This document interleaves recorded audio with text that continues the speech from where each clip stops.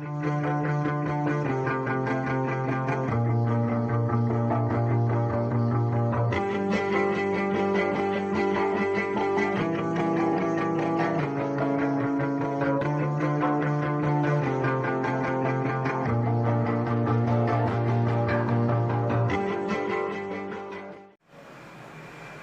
Morning students, कैसे हो आप सब? बढ़िया. Okay. Now in today's lecture we will discuss about resistance, resistivity and conductors. Okay, तो स्टार्टिंग विथ ओम्स लॉ. तो ओम्स लॉ क्या है पहले वो डिस्कस करते हैं. ठीक है. Okay. Now statement of Ohm's law. As long as physical state of conductor remains same, electric current flowing through a given conductor is directly proportional to the potential difference applied across it. Consider कीजिए conductor है, ठीक है. Now both the ends are connected to the cell. Suppose यहाँ पर cell है. Okay, positive terminal connected to this end and negative terminal of battery connected to this end. Let this is a conductor. Okay. Now when we applied some potential difference, अब potential difference मतलब positive end पर potential level ज़्यादा होगी and negative end पर potential level कम होगी. Charges or current always flows from higher potential to lower potential. तो इसमें से current पास होगा. Now अगर potential difference बहुत ज़्यादा है तो ज़्यादा current पास होगा. Potential difference कम है तो rate of flow of charges कम होगा. Okay, this is the basic logic here. So as long as physical state of conductor, अब physical state of conductor मतलब क्या होता है कि material from which the conductor is made, then उसके dimensions, length, cross sectional area, अगर conductor cylindrical type है तो उसका radius, diameter and temperature of the conductor. Okay, the temperature of conductor may vary according to the surrounding. अगर material of the conductor, उसका dimension और उसका temperature अगर ये same रहता है, constant रहता है, तब तक यहाँ पर V directly proportional to I. What is V? Potential difference applied across it and I current passing through it. That is directly proportional. Okay, अगर potential difference increase करते हैं इसका मतलब क्या होता है कि पॉजिटिव एंड पर पोटेंशियल लेवल ज्यादा होगी और नेगेटिव एंड पर पोटेंशियल लेवल कम होगी. तो उनका डिफरेंस जितना ज्यादा हम बढ़ाएंगे उतना ज्यादा rate of flow of charges रहेगा. So applied potential directly proportional to the current passing through the conductor. Okay, so V is equal to R into I, where R is constant of proportionality. इसको हम ऐसे भी लिख सकते हैं I is equal to V by R. R is equal to V divided by I, where R is known as resistance. R का मतलब यहाँ पर constant of proportionality and that is known as resistance. Okay, that R stand for resistance. अब resistance मतलब क्या होता है किसी भी कंडक्टर में. Okay, generally all conductors, that is good conductor of electricity made generally from metals. अब metals में क्या होता है कंडक्शन इलेक्ट्रॉन्स होते हैं. लास्ट लेक्चर हमने डिस्कस किया था कि पोटेंशियल डिफरेंस अगर हम अप्लाई करते हैं अक्रॉस द कंडक्टर तो उसका बिहेवियर कैसे चेंज होता है. दो पॉइंट डिस्कस किए थे. Behaviour without applying potential difference across the conductor and behaviour of conductor after applying the potential difference across it. Right student? So conductor carries conduction electrons. ठीक है, and that number of electrons depends upon the nature of material from which it is made. अगर conductor हम बनाते हैं किसी ऐसे material से जिसमें फ्री इलेक्ट्रॉन्स की संख्या ज्यादा होगी, मतलब more and more electrons will flow across the conductor, that will cause more electric current, so उसका रेजिस्टेंस कम होगा. अगर फ्री इलेक्ट्रॉन्स, कंडक्शन इलेक्ट्रॉन्स की संख्या अगर कम होती है तो इसका मतलब flow of charges across the cross section area कम होगा. तो इस तो फिर करंट भी कम होगा. इसका मतलब रेजिस्टेंस, देखिए रेजिस्टेंस एंड इलेक्ट्रिक करंट कैसे डायरेक्टली या इनवर्सली? Inversely proportional. मतलब अगर करंट कम पास होता है तो उसका मतलब रेजिस्टेंस ज्यादा है। ओके, अगर करंट ज्यादा पास होता है इसका मतलब कंडक्टर का रेजिस्टेंस कम है, बिकॉज इनवर्सली प्रोपोर्शनल। ओके, तो करंट की क्वांटिटी किस पर डिपेंड होती है? That is number of free electrons, because current मतलब flow of rate of flow of charges. That means we can define current in the form of electrons as the rate of flow of electrons. Correct? अब जितने ज्यादा electrons होंगे उतनी ज्यादा current होगी, जितने कम electrons होंगे तो करंट भी कम होगी। सो इसका मतलब करंट और number of electrons are directly proportional, right? और करंट और रेजिस्टेंस इनवर्सली प्रोपोर्शनल है। इसका मतलब रेजिस्टेंस ज्यादा कब होगा? नंबर ऑफ इलेक्ट्रॉन्स कम होते तब। अगर नंबर ऑफ इलेक्ट्रॉन ज्यादा है तो रेजिस्टेंस फिर कम होगा। So that's why it is depends upon the material. Okay, तो इस तरह से resistance of any conductor inversely proportional to number of electrons and that depends upon the material from which the conductor is made. अब ये resistance और कुछ factors पर depend करता है, जैसे dimensions, temperature of the conductor, इस पर रेजिस्टेंस डिपेंड करता है। Okay, so what is basically resistance of any conductor? Resistance of any conductor is a constant characteristic. It is the constant property of that conductor, okay, and which opposes the flow of electric current. मतलब basically हम resistance को कैसे define कर सकते हैं? Resistance, what is meaning of resist? To resist मतलब to oppose, है ना? अब यहाँ पर रेजिस्टेंस का मीनिंग क्या करते हैं? देखिए, रेजिस्टेंस का मीनिंग क्या है, उसकी डेफिनेशन हम कैसे कर सकते हैं? Resistance of any conductor is defined as the property of material to oppose the flow of electric current. ये उसकी सिंपल डेफिनेशन होती है, ठीक है? And resistance depends upon many different factors, जैसे हम डिस्कस करने वाले मटेरियल, डायमेंशंस, टेम्परेचर्स पर रेजिस्टेंस की वैल्यू कैसे चेंज हो जाती है। लेकिन जैसे यहाँ पर स्टेटमेंट में क्या दिया है, as long as physical state, तो फिजिकल स्टेट मतलब किसी भी कंडक्टर का मटेरियल, डायमेंशन और उसका टेम्परेचर जब तक कांस्टेंट रहता है, सेम रहता है, तब तक V और I डायरेक्टली प्रोपोर्शनल होता है और V by I का रेशियो सेम रहता है। हाँ, अगर इसमें मटेरियल चेंज हो जाता है, डायमेंशंस हम चेंज कर देते हैं, सपोज लेंथ इंक्रीज कर दी, उसकी विड्थ कम कर दी, या फिर टेम्परेचर ऑफ कंडक्टर चेंज कर देते हैं, तो इसका मतलब फिजिकल स्टेट कांस्टेंट रहेगी क्या? नहीं, इसका मतलब इसका रेजिस्टेंस भी यहाँ पर चेंज हो सकता है। लेकिन जब तक उसकी फिजिकल स्टेट मतलब material, dimension, temperature of conductor remains same, electric current flowing through given conductor is directly proportional to potential difference applied across it. इसका मतलब R is equal to V by I। जब तक physical state of conductor same रहेगी, ये जो ratio यहाँ पर V by I वो कांस्टेंट रहेगा, ठीक है? अगर हम V की वैल्यू बढ़ाते हैं तो करंट भी इंक्रीज होगा, मतलब पोटेंशियल डिफरेंस अगर बढ़ाते हैं तो rate of flow of charge भी इंक्रीज होगा, मतलब करंट भी इंक्रीज होगा, such that the ratio V by I remains same. देखिए यहाँ पर एक ग्राफ दिया है, उससे पहले देखिए रेजिस्टेंस, उसका सिंबल क्या होता है? Now this is the symbol of resistance, ये रेजिस्टेंस का सिंबल होता है।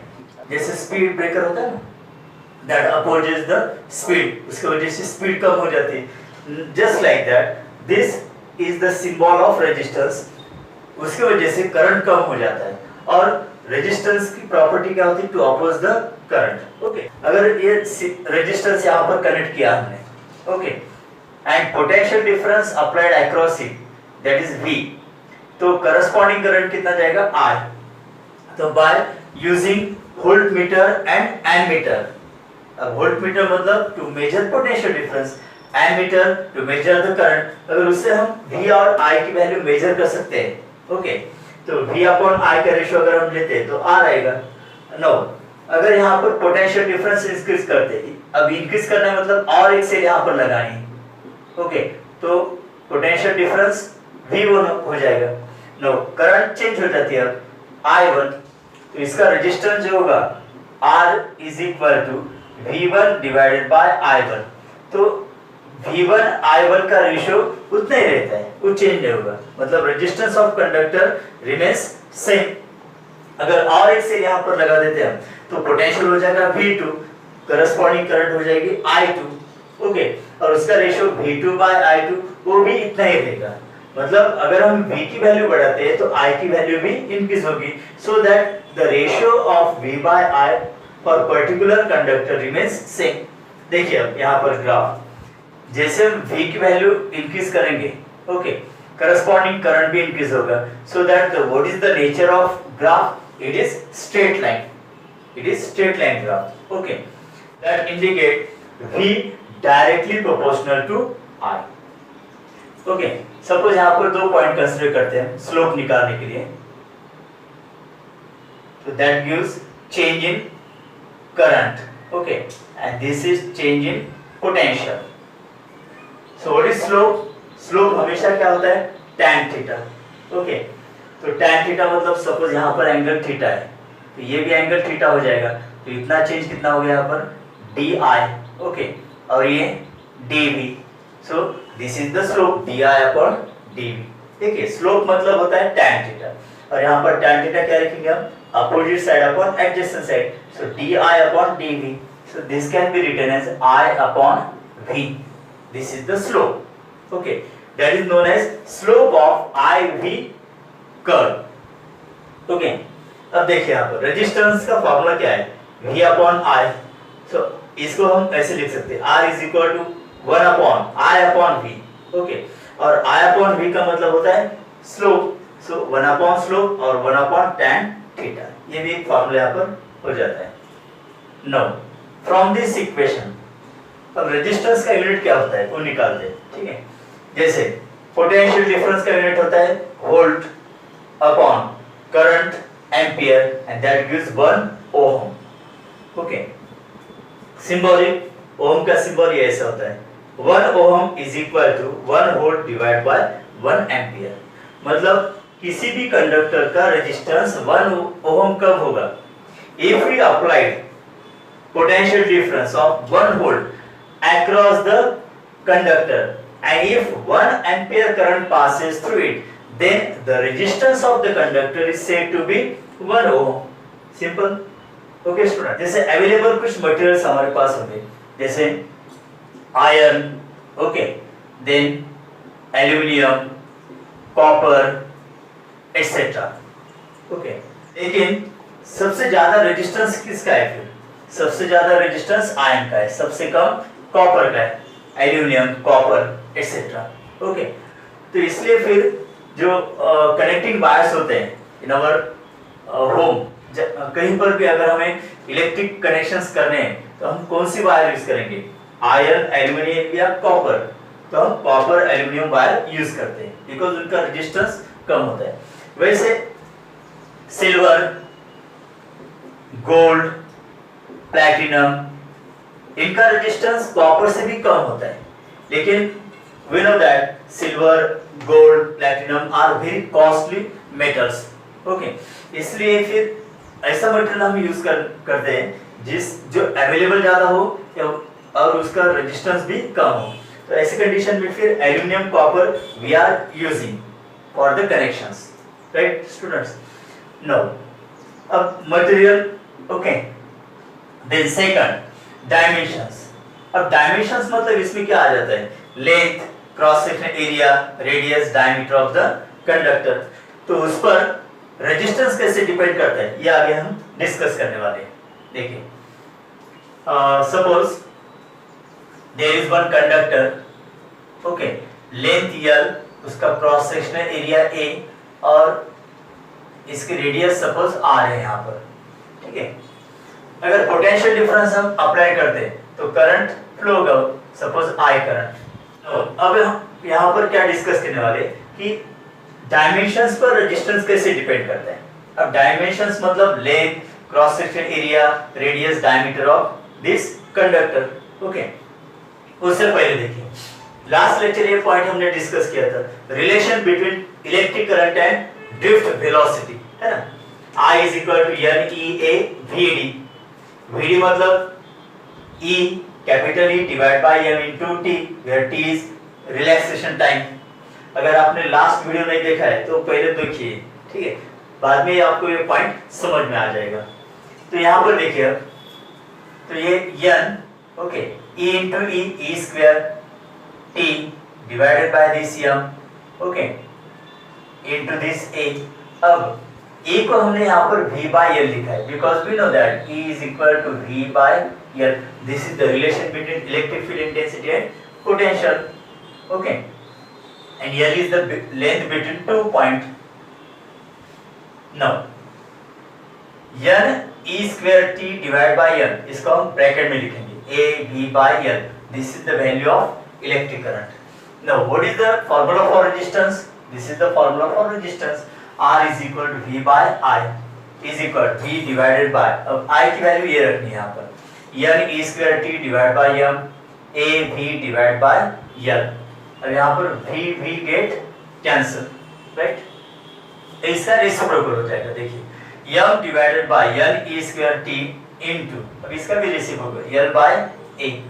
नो, अब ये ब्रैकेट में क्यों लिखा है? देखिए m मतलब मास ऑफ इलेक्ट्रॉन, वो तो कांस्टेंट होता है 9.1 into 10 raised to minus 31 kg. n number of electrons, किसी भी मटेरियल में number density of electron constant होते हैं, ओके।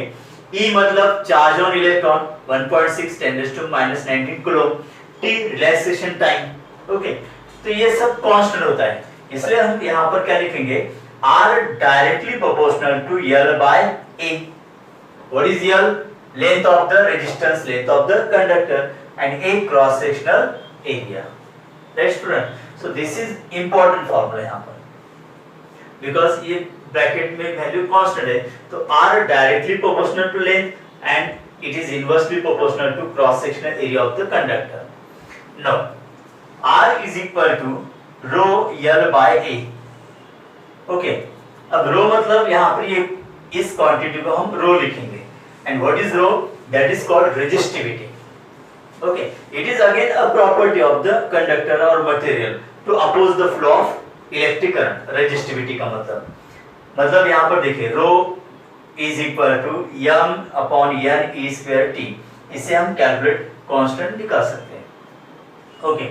और r is equal to, और क्या लिख सकते हैं इसको? rho l डिवाइड बाय, अगर कंडक्टर जनरली सिलेंड्रिकल टाइप होता है, वायर्स, कनेक्टिंग वायर्स सिलेंड्रिकल होती है, तो क्रॉस सेक्शनल एरिया क्या होगा फिर यहाँ पर? Pi R square, okay. What is R? R is the radius of conductor, okay. तो यहाँ पर एक और इंपॉर्टेंट फॉर्मूला यहाँ पर हमें मिलता है, राइट स्टूडेंट्स? नो, अब देखिए रो कांस्टेंट है, अगर मटेरियल सेम रहता है तो रो कांस्टेंट, मटेरियल अगर चेंज हो जाता है तो रो की वैल्यू भी चेंज हो जाएगी। pi 3.14 constant. So r directly proportional to l and r inversely proportional to radius of connecting wire. ठीक है, अब इसमें डिफरेंट कंडीशंस हम डिस्कस करते हैं।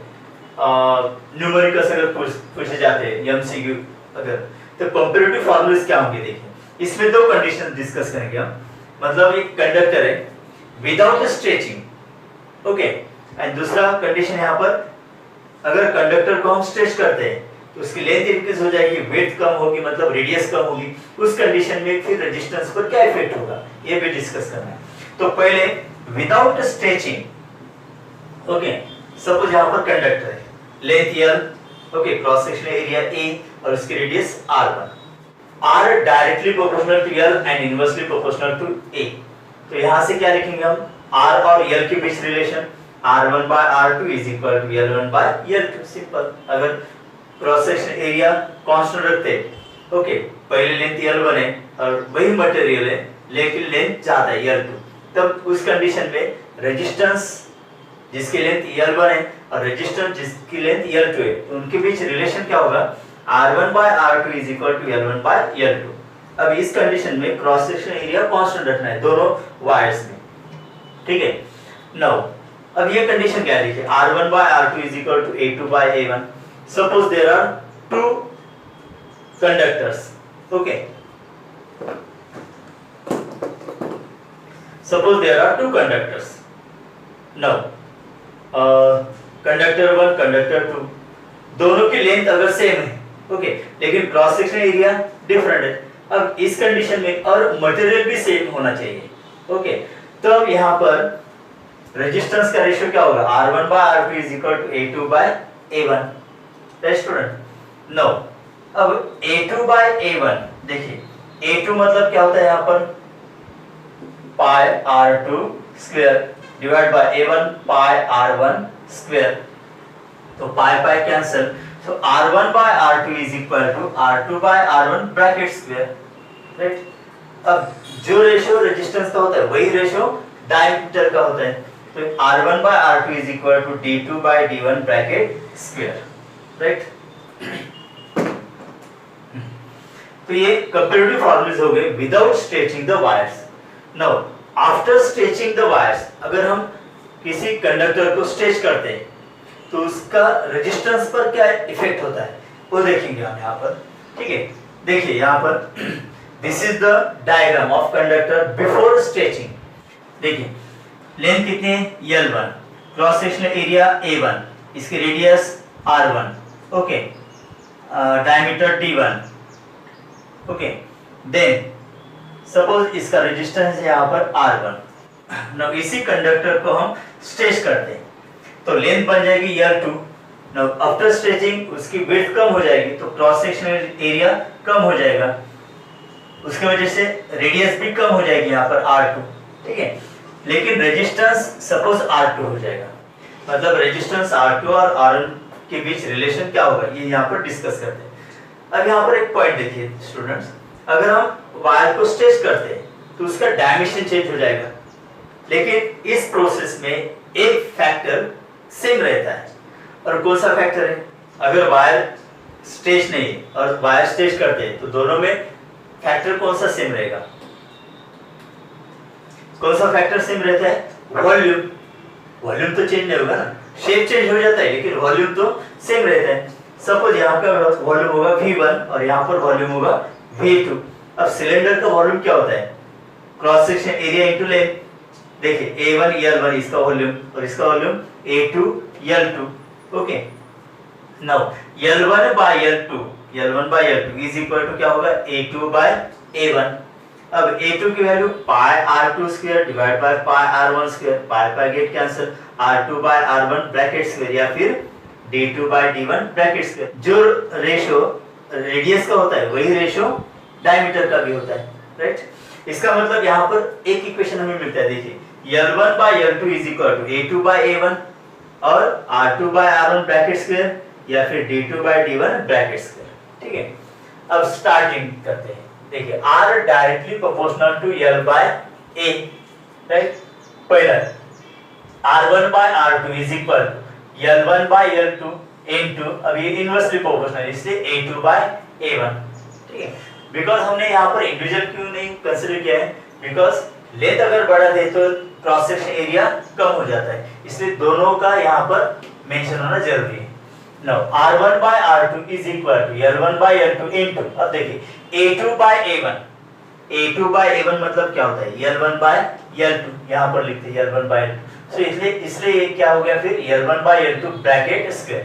सो this is the relation between resistance and length, okay.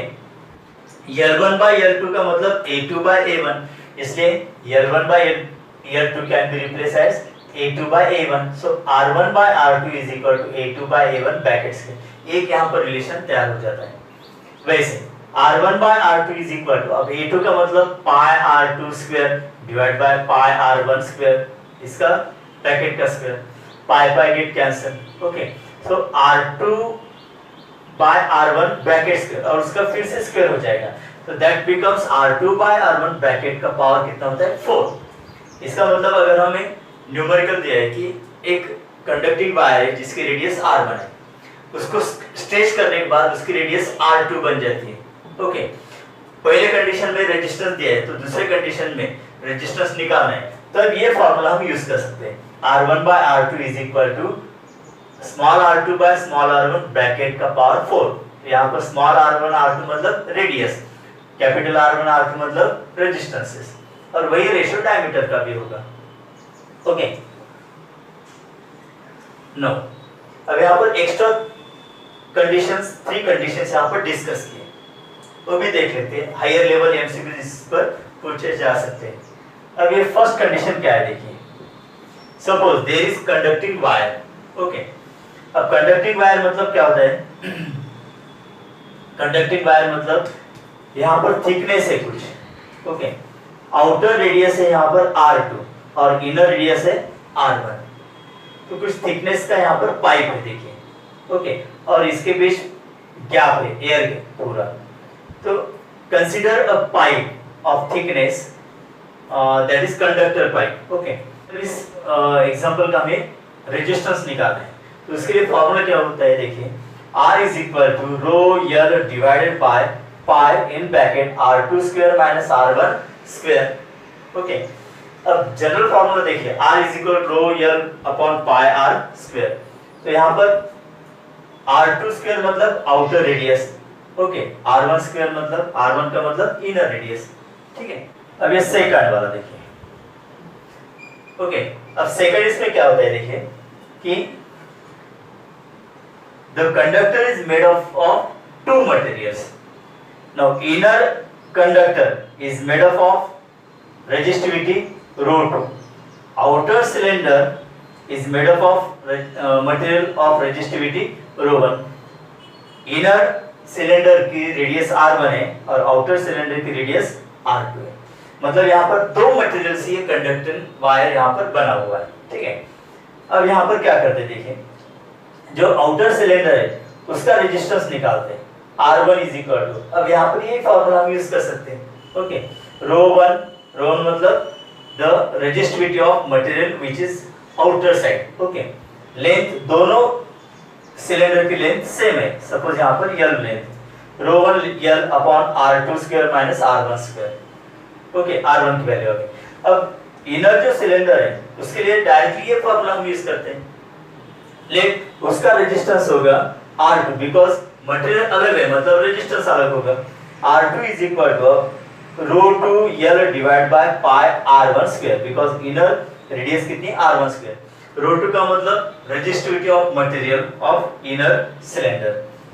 देखिए, आउटर सिलेंडर का resistance R1, inner cylinder का रेजिस्टेंस R2, ओके। और दोनों का एक पॉइंट कॉमन कनेक्टेड है और दूसरा एंड भी कॉमन कनेक्टेड है, तो ऐसे इसमें दोनों रेजिस्टेंस सीरीज कनेक्टेड होंगे या पैरेलल कनेक्टेड होंगे? पैरेलल कनेक्टेड होंगे। और को पता है नेट रेजिस्टेंस अगर निकालना है पैरेलल कॉम्बिनेशन में, तो 1/R is equal to 1/R1 plus 1/R2, ठीक है। अब ये थर्ड कंडीशन देखिए, there is a conductor, okay, लेकिन कंडक्टर यूनिफॉर्म नहीं है, मतलब क्रॉस सेक्शन एरिया सेम नहीं है। यहाँ पर क्रॉस सेक्शनल एरिया कम है, रेडियस R1, यहाँ पर क्रॉस सेक्शनल एरिया ज्यादा है, रेडियस R2, मतलब from left to right cross sectional area is increasing. अब ऐसे कंडीशन में फार्मूला कौन सा होता है, तो यहाँ पर फार्मूला क्या होगा, R is equal to rho L divided by pi R1 R2, where R1 is smaller radius, R2 is large radius, ठीक है। तो ये फॉर्मूला यहाँ पर होता है, R is equal to rho L divide by pi R1 R2। Rho मतलब resistivity of material from which the conductor is made, L length of the conductor, okay students.